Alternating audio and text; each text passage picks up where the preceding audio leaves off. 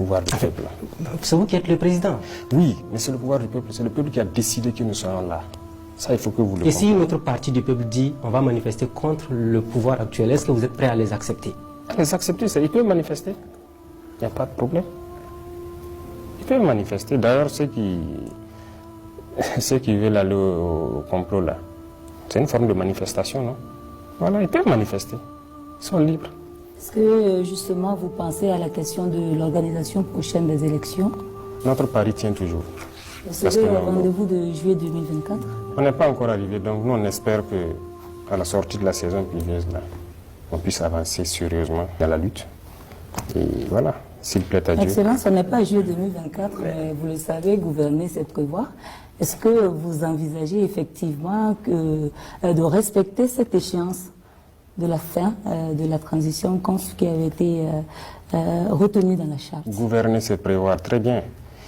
Alors, le premier jour, nous avions fait comprendre aux gens qu'on souhaite juste faire le minimum de temps possible dans cette lutte. Si, par exemple, certains acteurs nous avaient laissé lutter sérieusement, on ne serait même pas à cette étape actuellement. Mais les gens ont décidé de nous rendre la vie dure. Lorsque nous nous sommes rendus qu'il y avait un problème d'équipement, on a commandé beaucoup d'équipements un peu partout. Les pays amis nous ont par exemple envoyé immédiatement nos équipements. Et les pays qui sont encore sous le dictat des impérialistes, ou qui sont même impérialistes, ont par exemple décidé de bloquer nos équipements. Ça met du retard chez qui? Qui est responsable de ce retard? Et une fois, on nous a dit ici, vous dites qu'il faut qu'on fasse vite pour faire les élections, et c'est vous encore qui bloquez nos équipements, vous ne voulez pas qu'on fasse la guerre. C'est quoi le problème? Qu'est-ce que vous voulez? Mais s'ils répondent à cette question, voilà. Est-ce que vous êtes en train de nous dire que tant qu'il n'y aura pas la sécurité, il n'y aura pas d'élection? Il n'y aura pas d'élection qui va se concentrer uniquement à Ouagaï, à Bobo et quelques villes autour. Il faut que tous les Burkinabés choisissent leur président.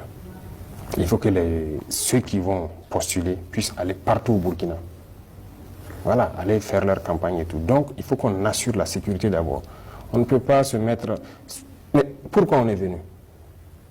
On est venu pour la sécurité, pour que les Burkinabés puissent vivre dignement et tranquillement. Et une fois que ça c'est assuré, les gens pourront circuler librement, aller où ils veulent, faire leur campagne. Et là, permettre à tous les Burkinabés de choisir leur président. C'est ce que nous souhaitons. Donc aller aux élections n'est pas une priorité absolue pour vous pour le moment? Ce n'est pas une priorité, ça je vous le dis clairement. C'est la sécurité qui est la priorité. On parle de réformes politiques au Burkina Faso, nouvelle constitution, entre autres, référendum. Est-ce que vous y pensez actuellement? Les textes actuels ne nous permettent pas de pouvoir